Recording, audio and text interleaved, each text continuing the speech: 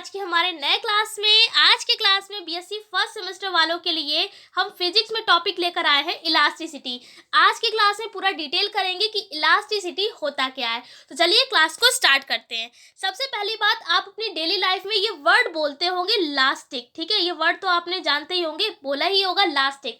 अब भाई वहाँ पर जो प्रोनाउंसिएशन होता है लास्टिक का वो गलत होता है, क्योंकि लास्टिक नाम की कोई भी चीज़ नहीं होती है। वहाँ पर सही प्रोनाउंसिएशन क्या होता है हमारा, इलास्टिक, ठीक है। वहां पर क्या करते हैं लोग ई हटा देते हैं, केवल लास्टिक बोलते हैं, जो कि गलत है। अब आपको पता चल गया, आप क्या बोलेंगे, इलास्टिक बोलेंगे। अब ये इलास्टिक होता क्या है, जिस चीज को आप भाई अभी तक लास्टिक बोल रहे थे वही चीज क्या होगी, इलास्टिक होगी। अब आपको पता होगा, हम आपको एक एग्जाम्पल से बताते हैं। जैसे कि आपके पास रबड़ बैंड है, रबड़ बैंड तो आपने देखी होगी, ठीक है। एक नॉर्मल ले लेते हैं रबड़ बैंड। अब इलास्टिक कैसे आप पता करेंगे कि ये बॉडी इलास्टिक है या नहीं है। तो नॉर्मली आपने क्या किया, एक रबड़ बैंड आपके पास है, जब आपने क्या किया, इस पर फोर्स लगाया, मतलब आपने इसको खींचा अपने दोनों हाथों की उंगलियों से, आपने इधर से भी खींचा और इधर से भी खींचा। कहने का मतलब है आपने दोनों तरफ से क्या लगाई, इस पर फोर्स लगाई।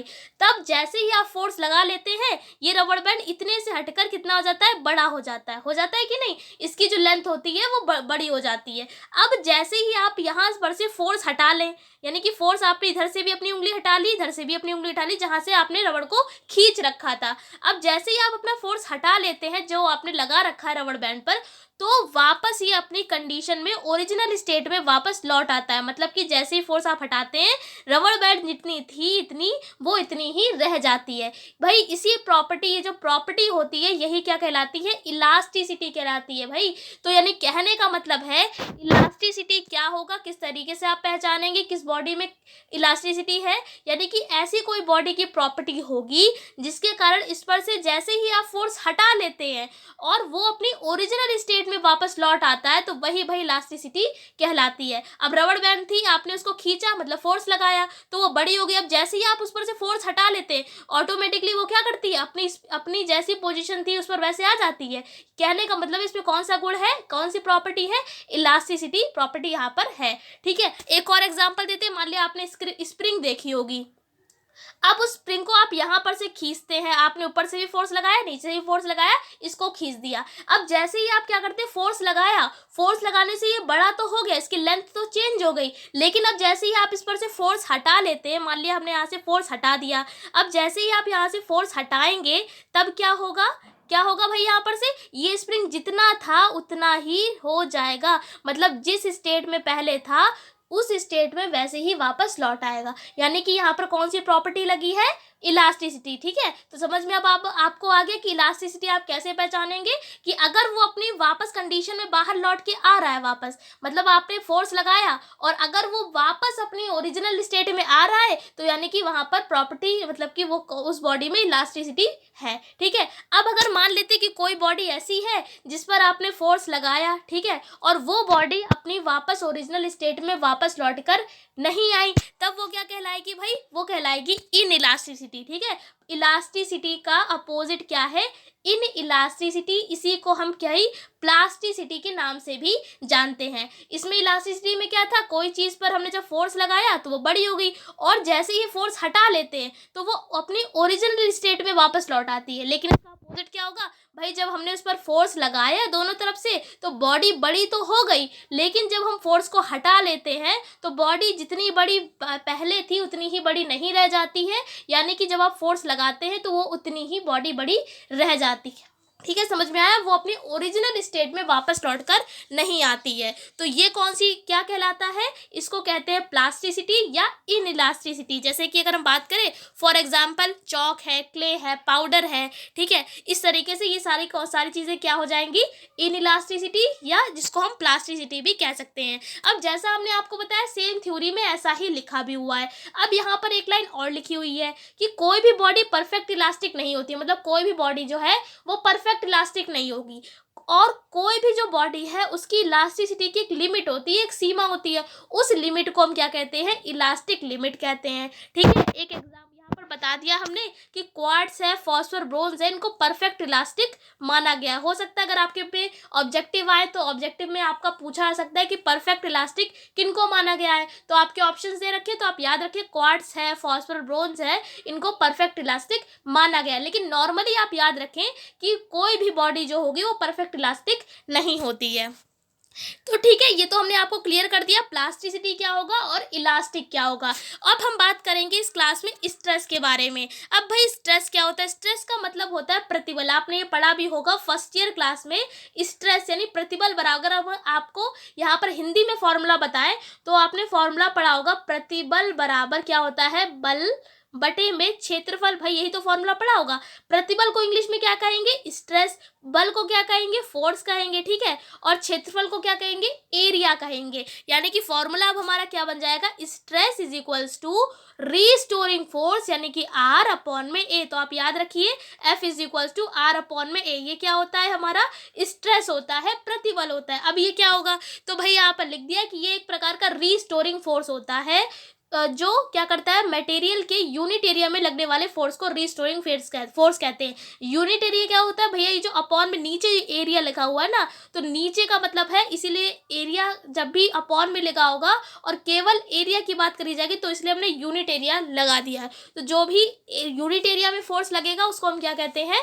स्ट्रेस कहते हैं। फॉर्मूला हमने आपको बता दिया। अब अगर हम मान लें कि जो R है उसका मान F के बराबर है, तो आप इस R की जगह पर आप क्या रख सकते हैं? कैपिटल F रख सकते हैं।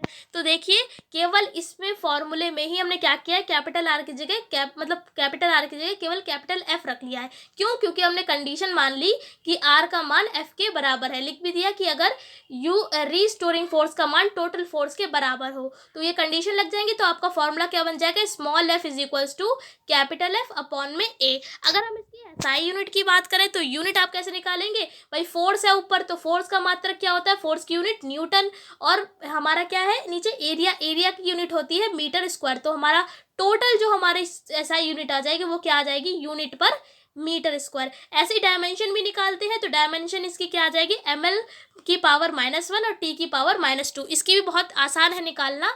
जैसे कि अगर हम बात करें तो फोर्स की जो डायमेंशन होती है वो होती है ml t की पावर -2, ठीक है। और एरिया की क्या हो जाएगी? यहाँ पर हो जाएगा L स्क्वायर। अब जब आप इसको सॉल्व करेंगे, जब L ये ऊपर जाएगा, एक यहाँ पर है, ऊपर ही जाएगा तो -2 हो जाएगा। यानी कि जब 1 में से -2 सब्सट्रैक्ट करेंगे तो क्या आ जाएगा? ml की पावर -1 t की पावर -2। तो भाई ये हमारी डायमेंशन निकल कर आ जाएगी इसकी किसकी? स्ट्रेस की। तो फिलहाल तो डायमेंशन निकालने के लिए नहीं कहा जाता है, लेकिन अगर आपके एग्जाम में आती है इसकी लिखने के लिए डेफिनेशन, तो आप SI यूनिट जो है, फॉर्मूला है जो है, उनको ज़रूर लिख दें। ये डायमेंशन निकालना आपने सीखा ही होगा फर्स्ट ईयर क्लास में। फिलहाल अगर नहीं भी पता है आपको तो हमने आपको बता दिया। अब हम बात करेंगे, कई तरीके के स्ट्रेस होते हैं। जैसे कि पहला जो स्ट्रेस है वो होता है लीनियर स्ट्रेस। कौन सा होता है? Linear stress. तो लीनियर स्ट्रेस क्या होगा? यहाँ पर देखिए, यहाँ पर कोई बॉडी है, जब हमने इस पर बाहर से एक तरफ फोर्स लगाया और दूसरे फिगर में हमने क्या किया? इस पर से फोर्स हटा लिया, तब देखिए क्या लिखा है कि किसी रॉड के जब भी यूनिट एरिया में फोर्स लगेगा उसी को हम क्या कहते हैं? लीनियर फोर्स कहते हैं, ठीक है। और इसी लीनियर स्ट्रेस को, सॉरी यहाँ पर फोर्स नहीं, लीनियर स्ट्रेस कहते हैं। और लीनियर स्ट्रेस को कई नामों से भी और जाना जाता है। इसको हम डायरेक्ट स्ट्रेस के नाम से भी जानते हैं, एक्सियल स्ट्रेस भी कहते हैं, और नॉर्मल स्ट्रेस भी कहते हैं। अब दूसरे टाइप की बात आती है तो उसको बोलते हैं टेंजेंशियल स्ट्रेस। ये क्या होता है? तो ये भी एक प्रकार का टेंजेंशियल फोर्स होता है। इसको हम FT से भी, FS से, Q से और टाउ से डिनोट करते हैं, ठीक है। आप इसको FT से भी लिख सकते हैं, FS से भी लिख सकते हैं, Q से भी लिख सकते हैं, इवन टाउ से भी लिख सकते हैं। फॉर्मूला क्या हो जाएगा? FS is equals to capital FS upon में A। देखिए सेम स्ट्रेस का ही फॉर्मूला है, बस टेंजेंशियल था तो यहाँ पर क्या किया? यहाँ पर इसके सफिक्स में हमने स्मॉल छोटा सा s बना दिया। ये क्या बता रहा है? कि ये टेंजेंशियल स्ट्रेस को बता रहा है, ठीक है। अब इसके थर्ड स्टेप की बात आएगी, थर्ड टाइप की। तो थर्ड टाइप होता है बियरिंग स्ट्रेस। बियरिंग क्या होता है? तो यह स्ट्रेस किसी दूसरी बॉडी के कांटेक्ट से प्रोड्यूस होता है। फॉर्मूला क्या हो जाएगा?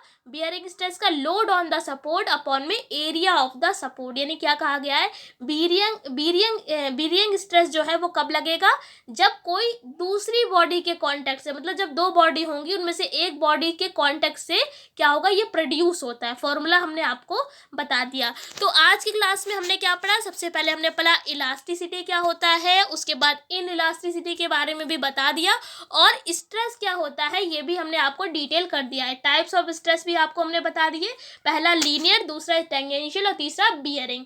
तो आई होप आज की क्लास में आपको सारा डिटेल कर पाए होंगे।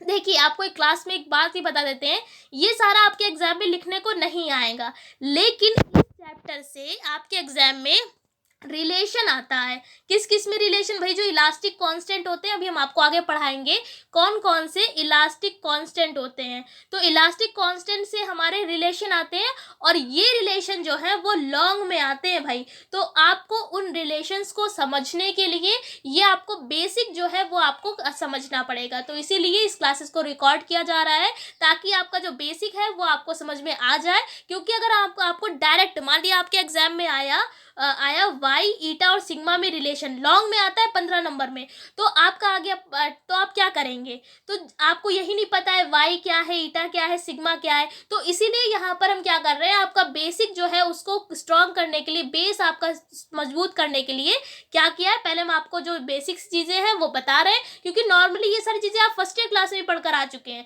चाहे तो हम आपको ना बताएं, डायरेक्ट यहाँ से हम आपको स्टार्ट करवा दें, लॉन्ग का क्वेश्चन है आपने रट लिया बस, बट यहाँ पर रटना नहीं है, आपको अच्छे से समझना है जो भी हम आपको समझा रहे हैं। तो आशा करते हैं ये क्लास आपको अच्छे से समझा पाए होंगे। आने वाले क्लासेस में आपको इसका रिलेशन भी मिल जाएगा, 4 रिलेशन है, और चारों में से हर साल एग्जाम में एक ना एक पूछा जरूर जाता है। तो इसलिए उन 4 रिलेशंस को समझने के लिए आपको ये क्लासेस अटेंड करनी पड़ेंगी। तो आशा करते हैं सारी चीज़ें आपको अच्छे से समझ में आ गई होंगी। वीडियो कैसी लगी कॉमेंट करके ज़रूर बताइएगा, और इसकी PDF जो है वो आपको टेलीग्राम पर मिल जाएगी। तो अगर आपने अभी तक ज्वाइन नहीं किया है तो ज्वाइन कर लीजिएगा, जाके सर्च कर लीजिए डेप्थ स्टडी के नाम से, और आपको इसका लिंक भी मिल जाएगा हमारे डिस्क्रिप्शन बॉक्स पे। तो इस क्लास में इतने रखते हैं, अगले क्लास में मिलेंगे तो हम स्ट्रेन के बारे में पढ़ेंगे। स्ट्रेस बता दिया क्या है, अब अगले क्लास में स्ट्रेन के बारे में पढ़ेंगे। तो आई होप सब कुछ आपके समझ में आ गया होगा। इस क्लास में इतना ही, तब तक के लिए जय हिंद, जय भारत।